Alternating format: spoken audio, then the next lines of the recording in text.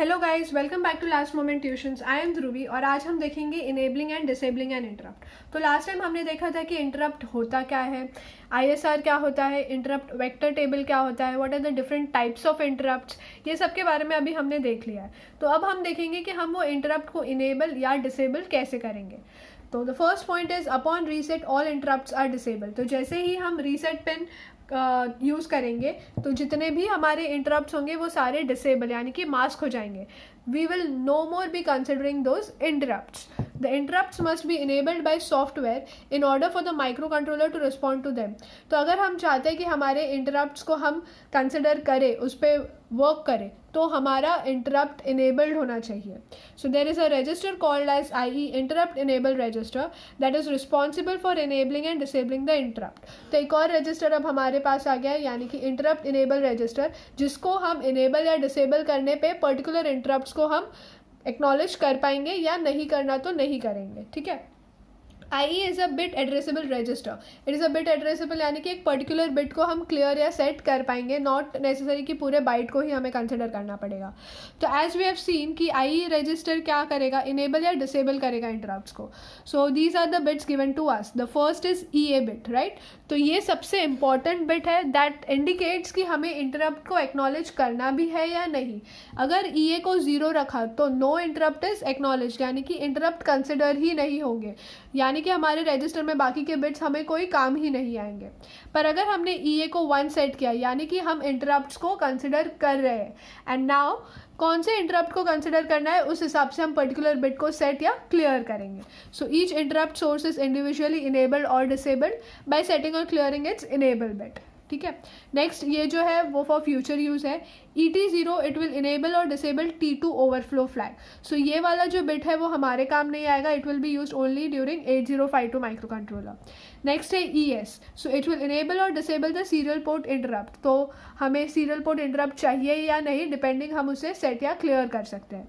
ET1 is for timer 1 overflow interrupt. EX0 is for external interrupt 1, this is for timer 0, and this is external interrupt 0. So depending upon कि हमें कौन सा interrupt acknowledge करना है उसको हम set करेंगे, वरना उसे हम clear कर देंगे। So I guess अभी हमारे पास एक idea है कि interrupt enable register होता क्या है, उसे हम set या clear कैसे कर सकते हैं। So let us see a small question on the same. So this is the question that is given to us. Show the instructions to enable the serial interrupt timer 0 interrupt and external hardware interrupt 1 and disable यानी कि mask the T0 interrupt, then show how to disable all the interrupts with a single instruction. तो हम सबसे पहले for our understanding IE register draw कर लेते हैं. So consider this is our IE register, that is an 8-bit register, bit addressable register. तो उसके particular bits क्या थे वो mention कर देते हैं. So this is EA, this is for future use. This is ET0, timer 2 वाला था. This is for serial communication for timer 1, external hardware interrupt 1, timer 0 and external hardware interrupt 0. So हमारे पास D0 to D7 bits ready है, right. Now इस पर अगर हमें instructions लिखनी होगी तो will write it as I0, I.1, I.2, I.3, IE.4, IE.5, I.6 and I.7. Okay.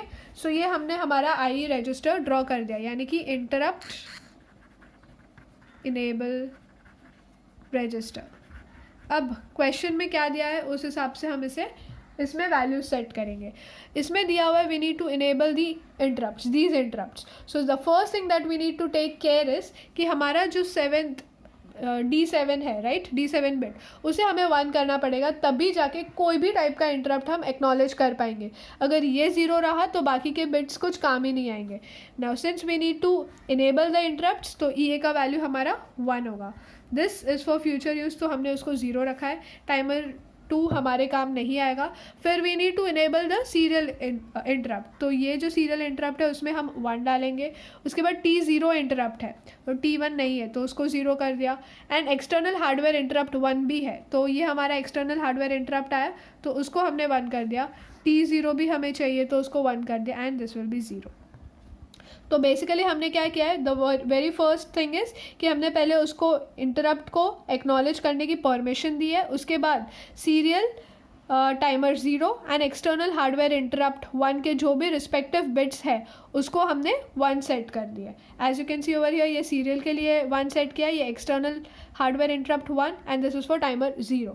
तो अब हमारी इंस्ट्रक्शन क्या हो जाएगी, move IE hash 10010110 in binary format.